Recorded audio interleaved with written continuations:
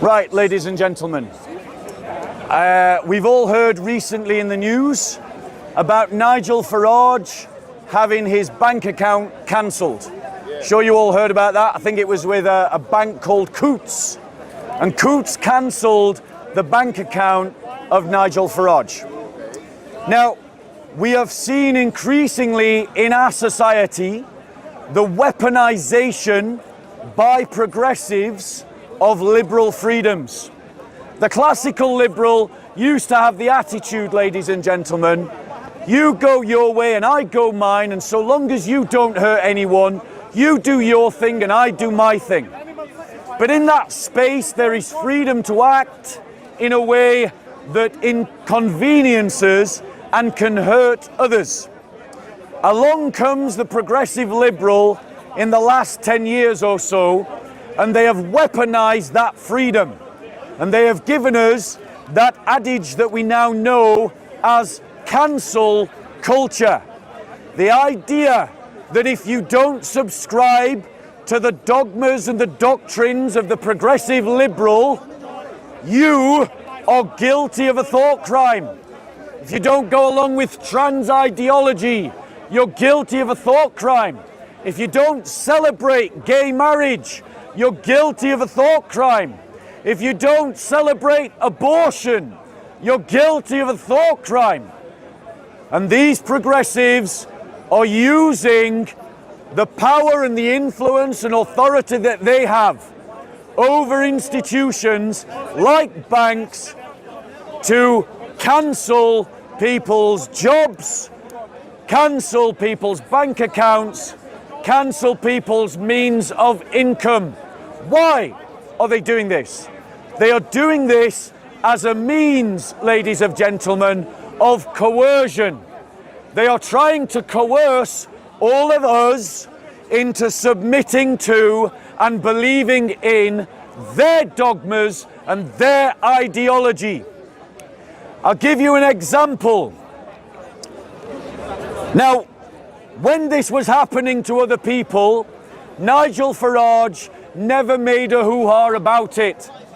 But when it happened to him, Nigel Farage pushed it to the top of the news agenda using his position in GB News. However, as Christians, I want to point out to you that this kind of behaviour is happening to Christians as well. I'll read to you the case of Reverend Richard Fothergill, who said that when he complained to the Yorkshire Building Society that it was promoting trans ideology during Pride Month, that he received a written response 4 days later from the Yorkshire Banking Society stating that his internet savings account was to be closed after being with them for 17 years.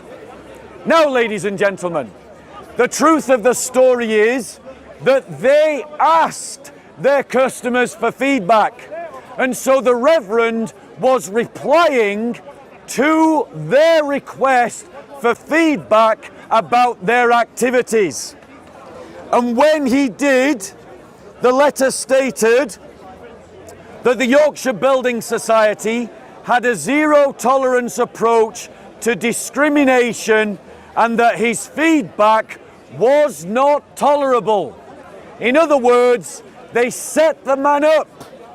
They asked him to give his opinion, and when he did, they punished him and they took away his bank account. Now, ladies and gentlemen,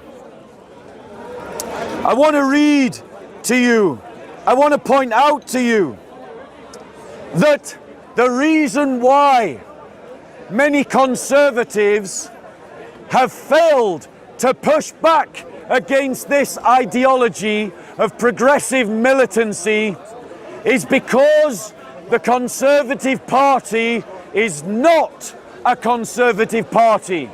The Conservative Party is a Thatcherite party in which all it cares about is the freedom of the market.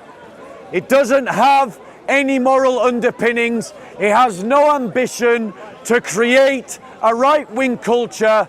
It has no ambition to create an alternative to the progressive demagogues who all tell you that you cannot think for yourselves and you must agree with the dogmas of the Enlightenment. Ladies and gentlemen, brother, if you want to help, I'd appreciate one of you pulling up Acts 2:24. Sorry, Acts chapter 2, verse 44 in the Bible, and give me. My phone's out of battery. Okay, I'll find it in the Bible. Here, I'll give you my Bible. I can't charge, but I do actually. The failure of the right is that it is not pinned to anything more than an economic ideology. The right wing of politics across the Western world is failing to push back against progressives because it has no culture, no values, no belief systems outside of free market economics. Without Christianity, European culture is dying. Without Christianity, your civil liberties are dying. Your freedoms are being taken from you one by one, bit by bit.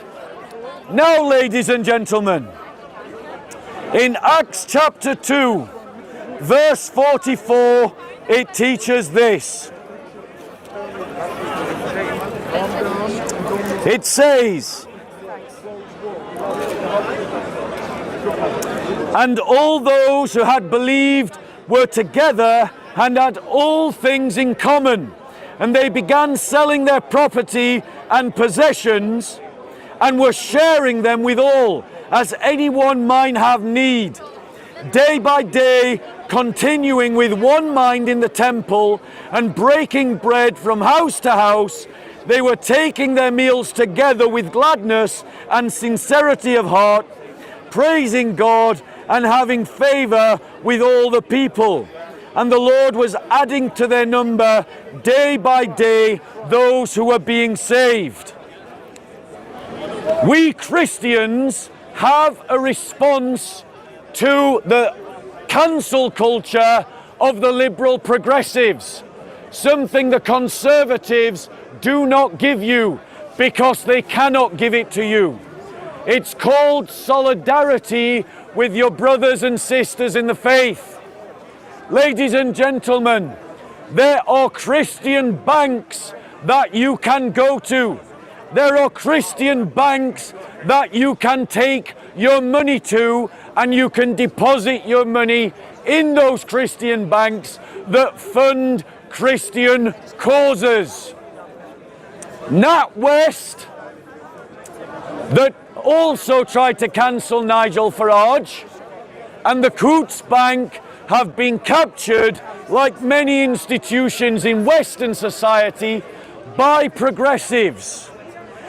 Those progressives have captured those institutions. The response of the church should be using our existing institutions to give the freedom to the people that the progressives are taking away. Did you know that the Salvation Army has a bank, an international bank? Imagine the Salvation Army opening up a street bank that you could put your money in and you could put your money into. Think about Kingdom Bank, a Christian bank. And so when we Christians use our institutions to outmaneuver the progressives, we draw people to the church because we give them the freedom that the progressives are trying to take away. And so, Christians, in conclusion, I want to remind you that we are in a culture war right now. A culture war against the progressives. A culture war against the liberals. A culture war against the Islamists. Too many of us do not think strategically. We think that our only duty is to preach the gospel. But if we are smart and intelligent and use our institutions that already exist to compete with the institutions that have been captured by the progressives, we can become the bastion of freedom in the West, and we can draw people to ourselves, just like when in Acts chapter 2 verses 44 to the end, the Christians created the very first welfare system of the Roman Empire that was the very secret of its success in converting the Roman Empire. Learn from your history, Christians. Use your institutions to do battle against those who make war against the church. Think smart, box smart, think outside the box that the progressives want you to move in. Any questions?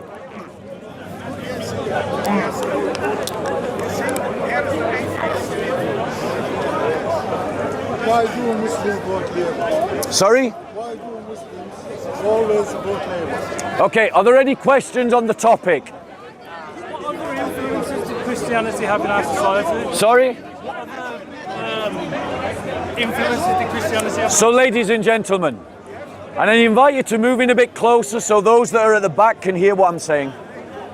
And it also allows people to walk behind you. Christians are not as weak as we have been led to believe. Our fellowships and our church buildings are across the entire Western world. We have charities that people depend on. Christians are disproportionately represented in the NHS.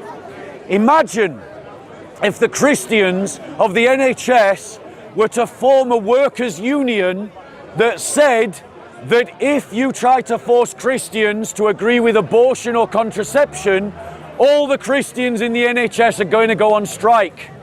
That would be massively disruptive to the NHS. The problem with Christians is not that we don't have strength. The problem with Christians is that we don't use the strength that we have. And we don't use the strength that we have because we believe a lie of the Enlightenment. And the lie of the Enlightenment says that your religion is something private.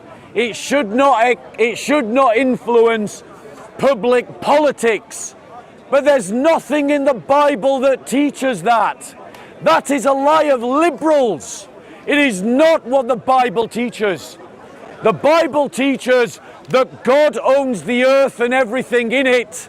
And that means, brothers and sisters, that politics belongs to God. And we should use politics and economics and institutions and the law and the courts to shepherd people in the direction of Christ. Any other questions, ladies and gentlemen, on the topic?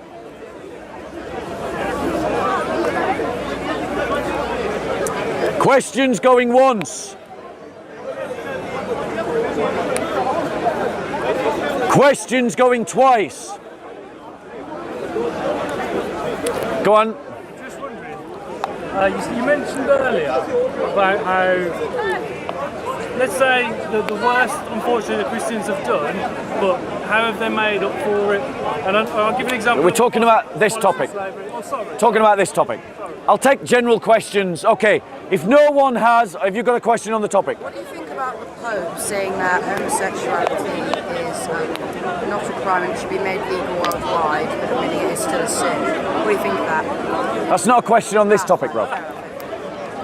Ladies and gentlemen, Christians especially, politics operates in three ways: power, authority, and influence. We Christians should not be ashamed to use power, authority, and influence to do battle with the liberals, because the liberals are using power, influence, and authority to do battle with the church. They are trying to convert us as Christians to liberalism. Christians must use the same institutions of law and government and economy to move people towards Christ.